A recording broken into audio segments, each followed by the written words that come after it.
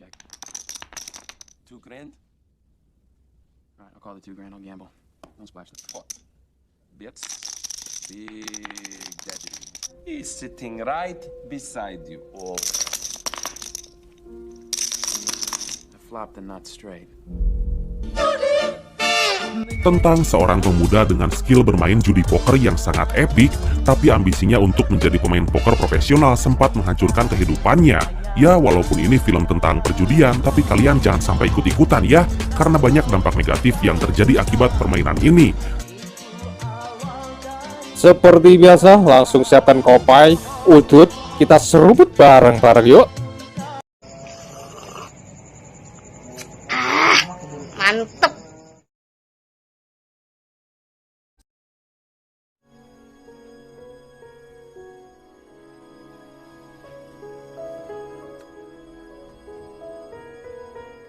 Diceritakan tentang seorang pemuda yang sangat terobsesi menjadi pemain poker profesional. Dia bernama Michael dan biasa dipanggil Mikey. Dia terlihat lagi mempersiapkan semua uang yang dimilikinya agar bisa bermain judi di sebuah kasino underground.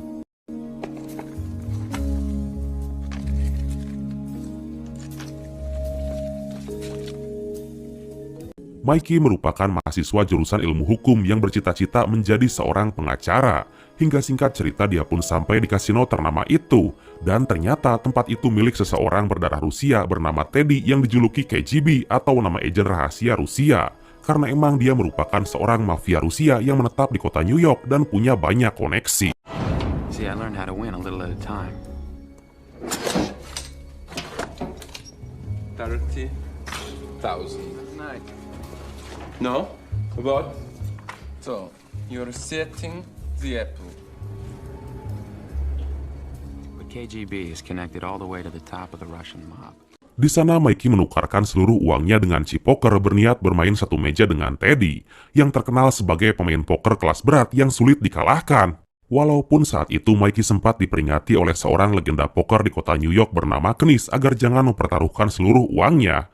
Tapi atas rasa egois dan kesombongan darah mudanya, Mikey tetap bertarung melawan Teddy dalam taruhan yang besar. These are community cards everyone can use to make the best 5 card. 5 cards are then dealt face up across the middle. Each player is dealt 2 cards face down. But there are others, like Doyle Brunson, and loses mind along with every single chip in front of him. Life is on the wire. The rest is just waiting. It's a position raise, I call it. Raise 500. Dengan kartu as 9 keriting dan mendapatkan full house, Mikey sangat yakin bahwa dia bisa mengungguli kartu Teddy, hingga dia melakukan all-in puluhan ribu dolar yang membuat seisi kasino tercengang. That way he'll bet strong and I'll beat him with my 9s full over raises. Bet.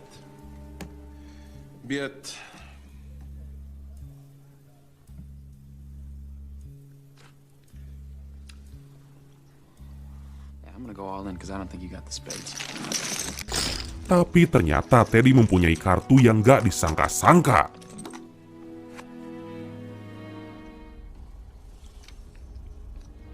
Aces full.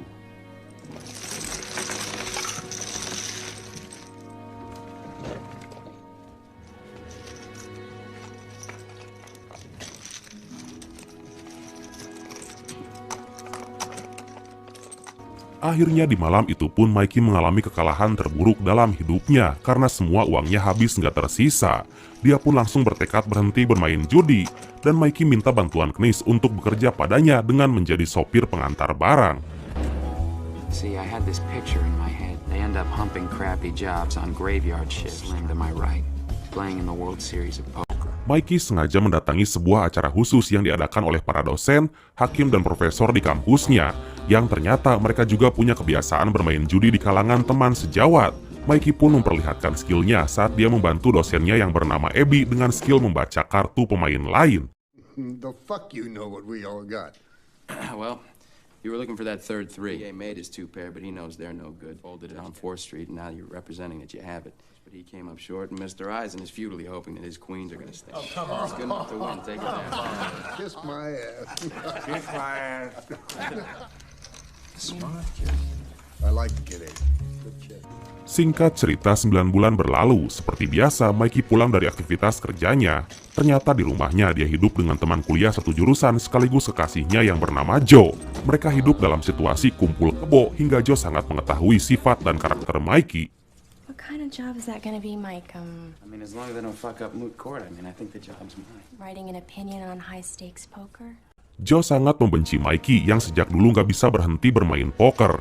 Dia hanya ingin Mikey menjadi seorang pengacara hebat dengan skill terpendam yang biasa dia aplikasikan dalam permainan judi poker untuk digunakan saat persidangan. Karena faktanya Mikey mampu membaca kartu musuh hanya dari bahasa tubuh dan tatapan matanya. I gotta go.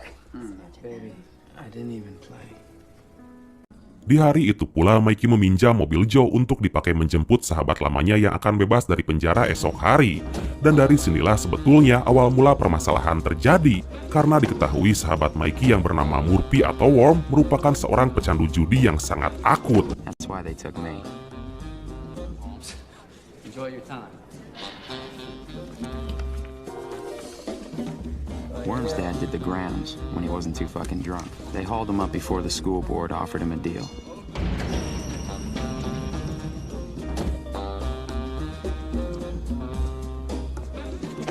Mike McD. God, Worm juga adalah seorang penjudi ulung yang terampil bermain menggunakan trik kecepatan tangan saat mengocok kartu. Dia sangat mahir dalam hal mencurangi para pemain judi demi uang dan kemenangannya sendiri. Hingga saat perjalanan pulang, Worm mengajak Mikey untuk kembali menjadi partnernya dalam judi poker walaupun saat itu Mikey menolak keras dan mengaku bahwa dia udah tobat. Apalagi saat ini Joe akan sangat membencinya jika dia kembali bermain judi. Mike McD, you lost? Yeah, man. What? What are you shitting me? No, man, You sat down with the mad Russian and he emptied your pockets. My chops, man. I mean, I've gotten pretty blinding. It's like I really am. I'm done. Kemudian di malam itu, Worm hanya meminta Mikey untuk mengantarnya ke sebuah tempat, yang mana tempat itu merupakan sebuah rumah khusus yang digunakan sebagai kasino dengan para pemain yang diundang secara khusus. Atas rasa setia kawannya, Mikey hanya bisa memberi uang ratusan dolar kepada Worm yang tetap kekeh ingin bermain judi di rumah itu, walaupun emang ternyata Mikey nggak kuasa menahan godaan Saiton untuk kembali bermain judi. You just got out. What's the big fucking hurry? no way. I gotta get started.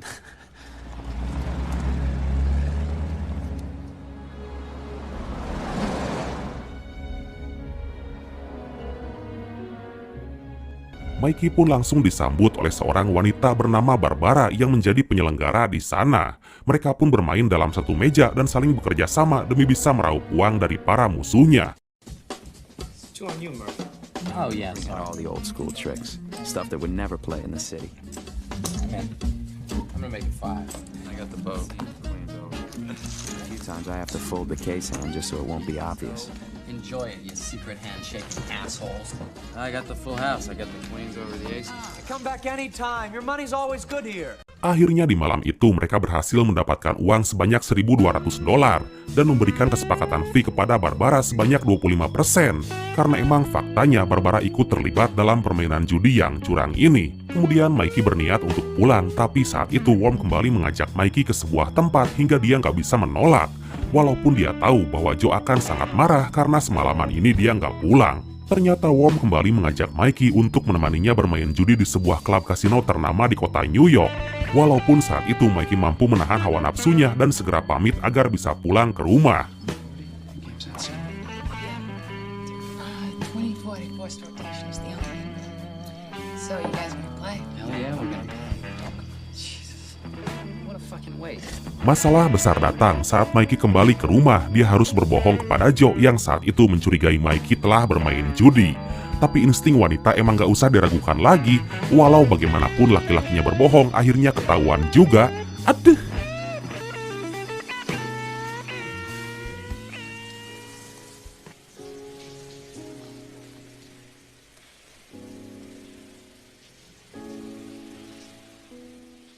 Mikey mulai berubah drastis, dia sering terlambat datang ke kampus. Saat itu pula Knis datang ke sana sengaja untuk mencari Mikey karena kan kemarin dia bolos kerja tanpa kabar gitu.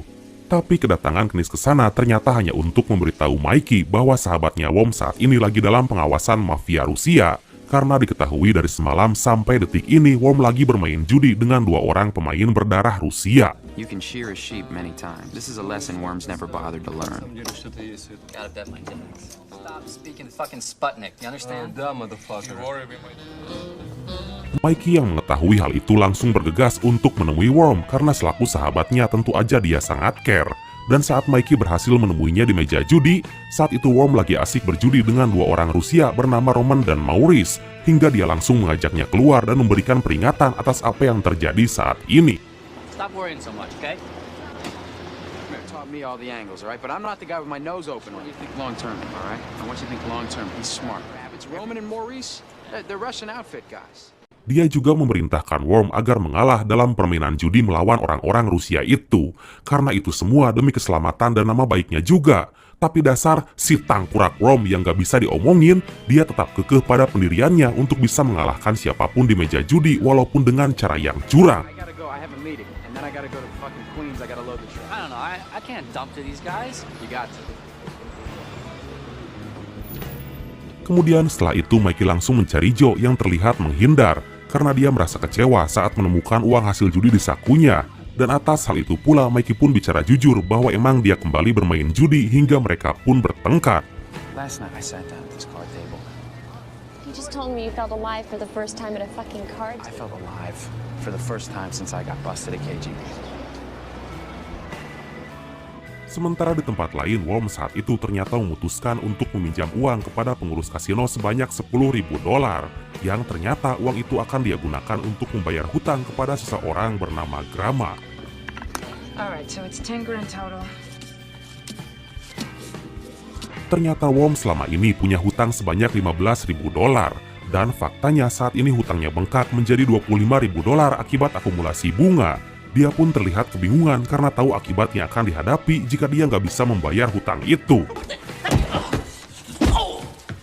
Where'd you get the scratch for that? You've been rolling fags in the village again. Consolidated your outstanding debt. 25 grand and the juice is still running. Kembali ke Mikey yang diundang Profesor Abby ke sebuah bar. Dia selaku dosen saat itu sangat takjub atas apa yang dilakukan Mikey tempo hari di meja judi. Dia nggak habis pikir bahwa Mikey bisa menebak semua kartu musuh yang terdapat di meja.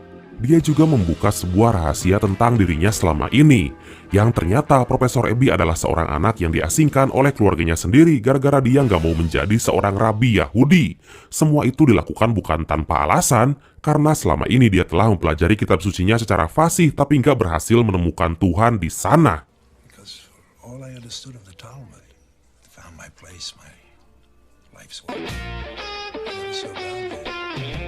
Atas hal itu, Mikey bersedia memberikan sebuah rahasia tentang skill membaca kartu yang dimilikinya.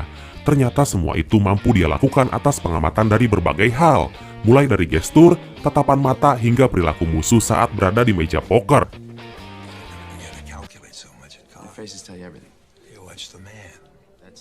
That's just an old habit with me, like breathing. It wasn't magic. Doesn't even matter. I'll play it blind. I was watching their eyes when they checked their river cards. Our destiny chooses us. Gak lama kemudian saat Mikey akan pulang, ternyata dia melihat Worm lagi menunggunya dengan keadaan babak belur. Hal mengejutkan pun kembali terjadi saat mereka masuk ke dalam rumah dan menemukan bahwa Joe telah pergi meninggalkan Mikey. Wait. Did she split on you?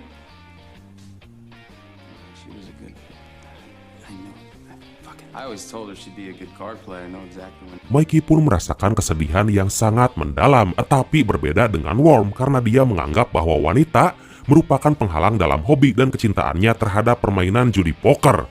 Worm juga berusaha mempengaruhi Mikey agar dia melupakan siapapun yang bisa menghalangi cita-citanya menjadi seorang penjudi profesional. Dan dari sana pula Mikey pun berhasil terpengaruh dan memutuskan kembali ke dunia perjudian seperti dulu. Fuck it, let's go. Let's play some fucking cards.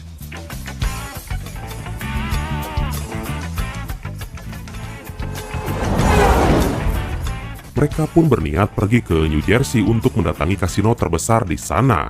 Mikey langsung membeli chip dan join table bersama para pemain lama yang ternyata udah saling kenal. Walaupun saat itu Worm terlihat menghindar karena kita tahu bahwa dia nggak punya uang. Warm up and see for me. I'll catch up with you. What? certain needs I gotta attend to, okay? I mean... Di tempat itu pula akhirnya Wong memberitahu soal masalah hutangnya. Ternyata dia nggak hanya punya hutang kepada Grama, melainkan hutang terbesarnya saat ini adalah kepada Teddy KGB, si mafia Rusia yang diceritakan di awal tadi. Dari sana mereka sepakat dan bertekad untuk menanggung semua hutang ini secara bersama-sama, tentunya dengan cara menghasilkan uang dari permainan judi. Walaupun sebetulnya hati kecil Mikey sangat berat menerima kenyataan bahwa dia harus berpisah dengan kekasihnya. These two have no idea what they're about to walk into.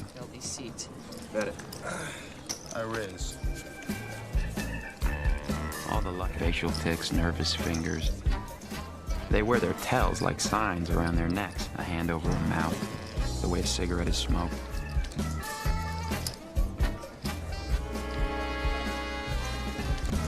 Keapesan mulai datang saat di malam itu Mikey kedatangan tamu yang ternyata dia adalah Petra, si wanita pengelola kasino di kota New York, yang mana saat itu dia sengaja datang menemui Mikey untuk menagih hutang Worm sebanyak $10.000 yang ditanggungkan padanya. Sontak Mikey sangat terkejut karena dia nggak menyangka bahwa sahabatnya diam-diam telah melimpahkan hutang itu. Dia pun langsung mencari Worm di tempat persembunyian yang selama ini dia gunakan untuk bersembunyi dan lari dari orang-orang yang telah dia rugikan.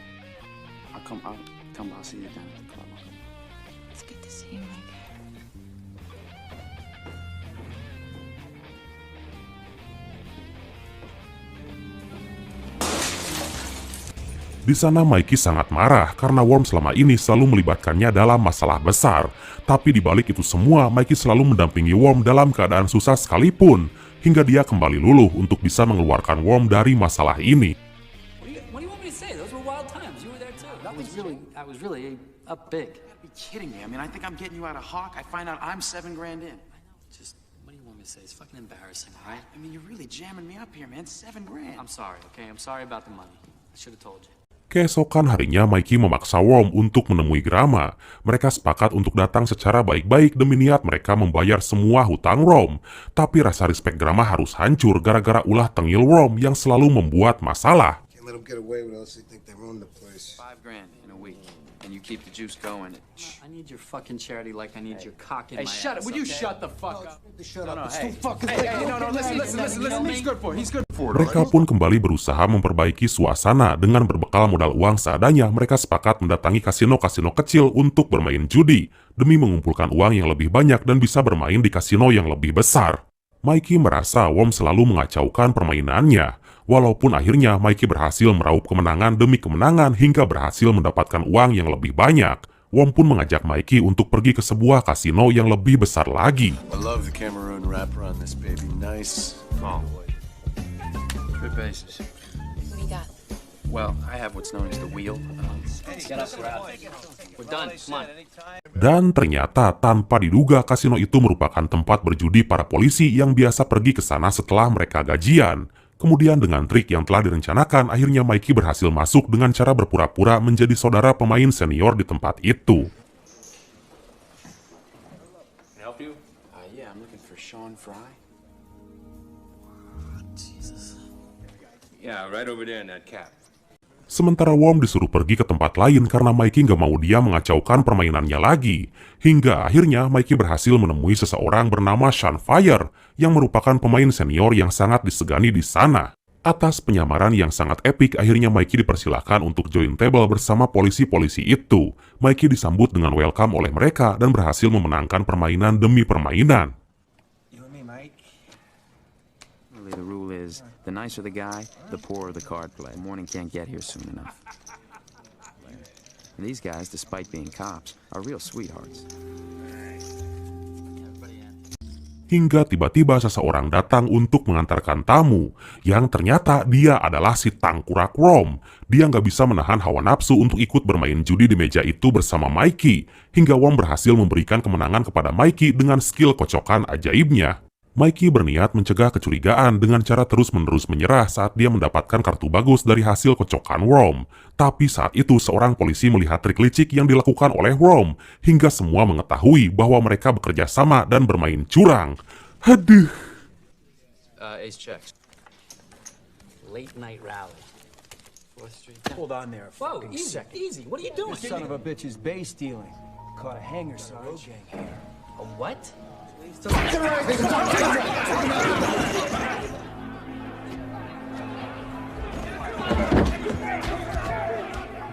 Akhirnya mereka pun babak belur dihajar para polisi itu, dan atas semua ketengilan dan sifat keras kepala, akhirnya Worm lagi-lagi mengacaukan semuanya. Hingga saat itu Mikey merasa sangat kesal, marah, dan kapok, kemudian memutuskan untuk pergi. What's your ambition, man?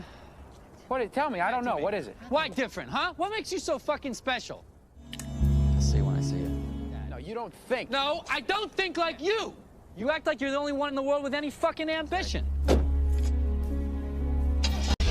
Keesokan harinya Mikey menemui Grama untuk menjelaskan semua yang terjadi. Bahwasanya dia sangat menyesal karena udah ikut campur dan bersedia menanggung hutang Worm selama ini. Tapi peraturan mafia emang beda, karena sebenarnya Worm punya hutang kepada Teddy KGB dengan porsi yang paling besar. Saat itu Grama menganggap Mikey terlibat dan wajib bertanggung jawab atas hutang Worm pada Teddy KGB. Dalam situasi yang membeliskan itu, Mikey terus berusaha mencari jalan keluar karena dia juga harus membayar hutang Worm. Dia sempat menemui Knis untuk meminjam uang, tapi saat itu Knis menolak dan malah kecewa padanya. KGB. What can you do for me, man? I mean, $500 not even gonna get me started. Showing you the playbook I put together off my own beats. Never let that guy get a hold of you, huh? What I need from you is money. Listen, you know, this is one time I don't need you to tell me how I fucked up. Hingga di malam itu, Mikey memberanikan diri menemui dosennya yaitu Profesor Abby. Dia langsung berterus terang bahwa dia lagi dalam masalah besar dan memohon agar dipinjami uang sebanyak $15.000 demi untuk melunasi hutangnya. Sontak Profesor Abby sangat terkejut karena dia nggak punya uang sebanyak itu. Tapi atas rasa iba dan melihat perjuangan juga skill yang dimiliki Mikey, akhirnya dia bersedia memberikan sebuah cek yang berisi uang sebanyak $10.000.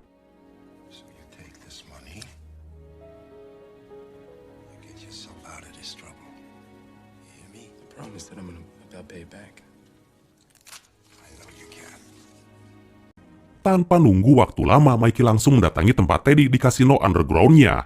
Tapi bukannya dia membayar hutang, tanpa diduga ternyata Mikey berniat menggunakan uang itu untuk menantang Teddy bermain judi. Wow! I got $10,000. Let's do it. Dengan senang hati, Teddy bersedia meladeni tantangan Mikey. Dengan kesepakatan permainan high stakes poker atau poker dengan taruhan tinggi, mereka berdua pun memulai permainan dengan blinds atau minimal taruhan yang sangat edun banget lah pokoknya mah.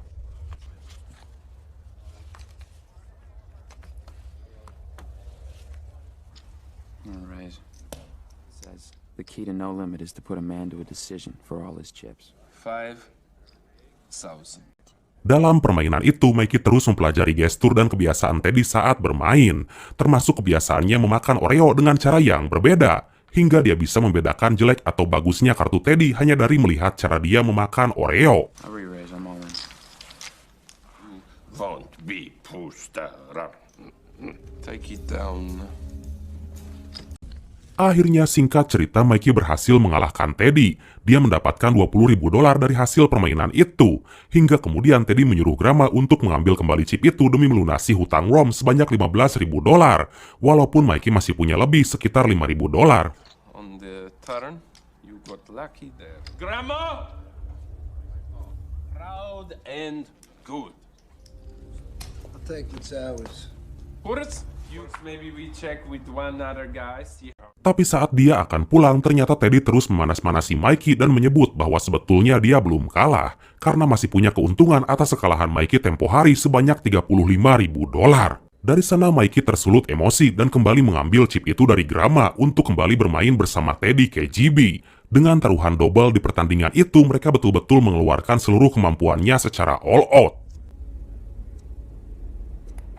Double the blinds? Yeah. Good.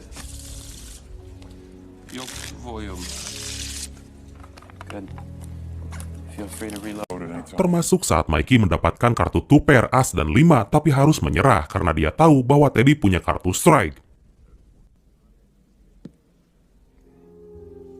I'm laying this down, Teddy. Be a judgment. Because you got 2-4 and I'm not gonna draw against a made hand. Top 2 pair. Dalam putaran berikutnya, terlihat Mikey mendapatkan kartu 8-9 bergambar spade. Dia langsung terlihat down seakan-akan mendapatkan kartu yang sangat jelek. Hingga dari sana Teddy langsung merasa di atas angin dan ngebluff atau menggertak Mikey dengan race yang sangat edun.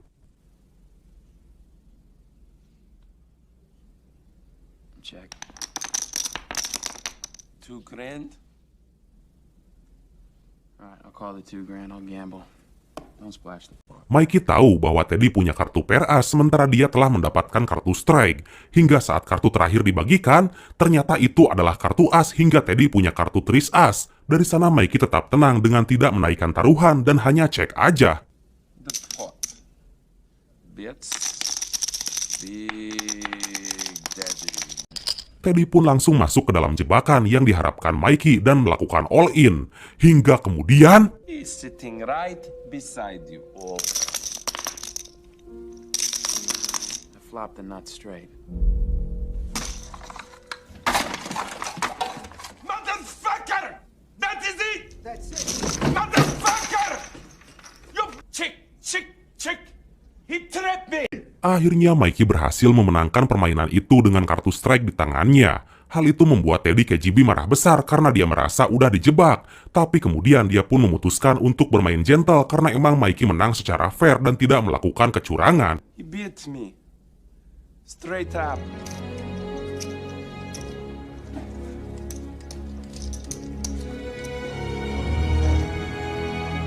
Mikey berhasil membayar hutang Rom sebanyak $15.000 dan mendapatkan kelebihan uang dari permainan judi itu sebanyak $65.000.